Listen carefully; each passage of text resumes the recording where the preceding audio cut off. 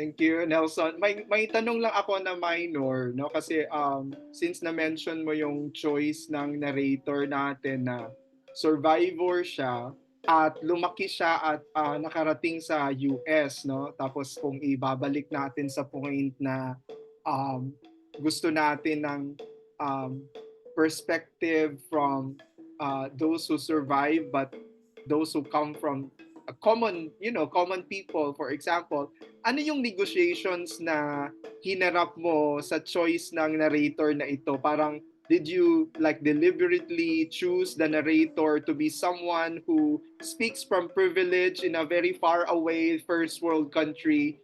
Like, for example, rather than choose a narrator who still lives in Holo, grew up in Holo and rebuilt their lives, for example, over the decades and may not be as successful and may not be as privileged as our current narrator, but still is able to tell the story in a very nuanced way. So I'm just curious about that. Although as a reader, I do have certain interpretations, like what you said about the idea, the scope of progress that has happened in Holo for 50 years as a sort of uh, like metaphorized, no, in the body of the narrator who is now inhabiting a very privileged space. But walk us through the process of the choice of the narrator that you did when writing this story.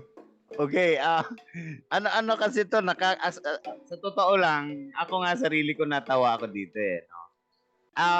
Na-disturb kasi ako nung The Plane. Kasi una kong sinulat ito, wala pa yung The Plane.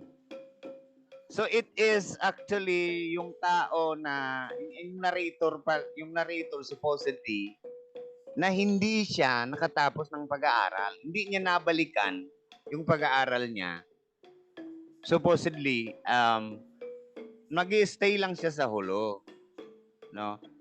Parang yun ang una kong naisip. Pero nung lumabas yung The Plane, sabi ko, paano ba tong parang na-disturb ako eh. Parang, oh my God, ano kung gagawin ko dito? So, pumasok naman sa akin yung isip na dapat developmental thinking ang gagamitin ko. Parang nakaahon na ito sa hirap. Sige nga, subukan ko nga ipasok ko nga itong kwentong to.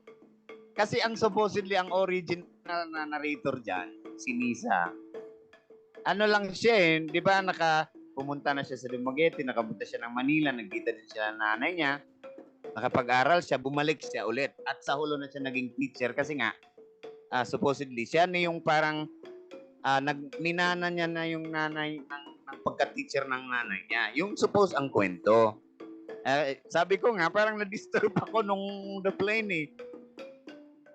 Actually, kinounter ko lang yung The Plane na itong narrator na to, doon na siya lumaki doon na siya parang nakapag-aral siya sa Maynila and pumunta na siya ng US, doon na siya nagtrabaho, tapos doon na siya lumaki, doon na siya, na meron nangyari sa Holo. Biktima na kami noon 50 years ago or 48 years ago. Ngayon, ganun pa rin ang naratibo nyo, even sa film, Hollywood pa. Yun ang kinokontra kina-counter. Tama na yung 48 years. So kaya parang naisip ng narrator, sige, uwi na lang ako, i-counter ko itong narrative ng sinasabi na nung The Plane. So yun lang Sir Ilio, parang na-disturb ako nung The Plane na yun. Yeah, yun lang po. Well, that happens, no? Especially to those who are here and are interested to write works of fiction. Inspirations can happen like that. We encounter certain sparks that are crucial in our decisions, no, as we develop our projects. But there's one thing that's really very important in what you said, Nelson, about this deliberate choice of a privileged individual recalling the event, because this basically highlights, the agency of the survivor rather than a victim in the long run. But that works, no, that works. Beautiful din yung other story na naging teacher siya, na tumanda siya sa place na yon, giving back but may not be living that comfortable life. Beautiful din yon, no? Pero uh, uh, ang gusto ko yung point mo na parang we want this individual as an embodiment of the agency of the survivors rather than the victims. Pwedeng muntikan siyang maging biktima noon ng isang napakalaking ah, karahasan, no, ng kasaysayan. Pero tapos na 'yon, no? Tapos na 'yon. Ito ay isang alaala ng isang tao na nag-survive sa karahasan na 'yon, which is a very good statement, no? Basically a very good statement. Thank you. I have no more questions.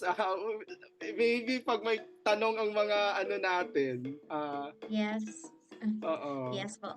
Thank you so much, no? From where I am getting it, kasi ako naniniwala ako na personal is political.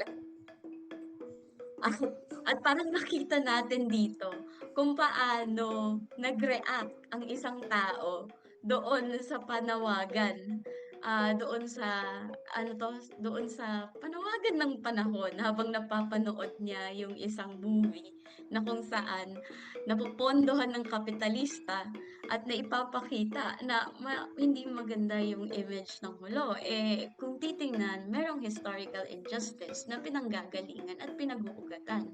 Kasi hindi naman puwedeng, maging peaceful lang tayo ng walang pagbibigay hustisya sa inhustisyang naranasan ng mga tao sa Hulo. So, gusto ko lang ding ipaalam na meron daw po tayong, na nandito sa ating, pagtitipon na anak ng miyembro ng MNLF, dating miyembro, I think. Oo, correct me if I'm wrong doon sa ano, sa Q&A na ba? Oo. Sabi niya, "Hi, I'm not gonna ask any question, but here with me is the son of the MNLF commander. Maybe his narrative would help."